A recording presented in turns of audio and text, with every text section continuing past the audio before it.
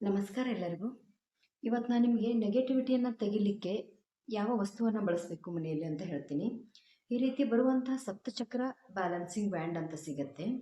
ಇದನ್ನು ಪ್ರತಿಯೊಬ್ಬರು ಯೂಸ್ ಮಾಡ್ಕೊಂಡ್ಬಿಟ್ಟು ಮನೆಯಲ್ಲೇ ನೀವು ಸ್ವಂತಕ್ಕೆ ನೆಗೆಟಿವಿಟಿನ ತಗೋಬೋದು. ಅಂದರೆ ಬ್ಲ್ಯಾಕ್ ಮ್ಯಾಜಿಕ್ ಆಗಿರ್ಬೋದು, ದೃಷ್ಟಿಬಾಧೆ ಆಗಿರ್ಬೋದು, ಕರಣಿ ಬಾಧೆ ಆಗಿರ್ಬೋದು, ತುಂಬಾ ನೋವನ್ನು ಅನುಭವಿಸ್ತಾ ಇದ್ದರೆ ಈ ರೀತಿ ಸಿಗುವಂಥ ಬ್ಯಾಂಡನ್ನು ತಗೊಳ್ಳಿ.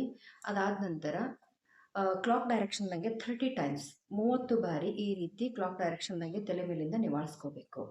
ಅದಾದ ನಂತರ ಪಾಸಿಟಿವ್ ವೈಬ್ಸ್ ಬರಲಿಕ್ಕೆ ನಾವು ಏನು ಮಾಡಬೇಕಂದ್ರೆ 10 ಟೈಮ್ಸ್ ಮತ್ತು ಆ್ಯಂಟಿ ಕ್ಲಾಕ್ ವೈಸ್ ಈ ರೀತಿ ನಿವಾಳಿಸ್ಕೋಬೇಕು. ಈ ರೀತಿ ನಾವು ಟೋಟಲ್ 40 ಟೈಮ್ಸ್ ಈ ಬ್ಯಾಂಡ್ನಿಂದ ನಿವಾಳಿಸ್ಕೊಳ್ಳೋದ್ರಿಂದ ನಮ್ಮ ಸಪ್ತಚಕ್ರ ಬ್ಯಾಲೆನ್ಸ್ ಆಗುತ್ತೆ. ಜೊತೆಗೆ ಪಾಸಿಟಿವ್ ವೈಬ್ಸ್ ಬಂದುಬಿಟ್ಟು ನೆಗೆಟಿವ್ ವೈಬ್ಸನ್ನು ತೆಗೆದುಬಿಡುತ್ತೆ.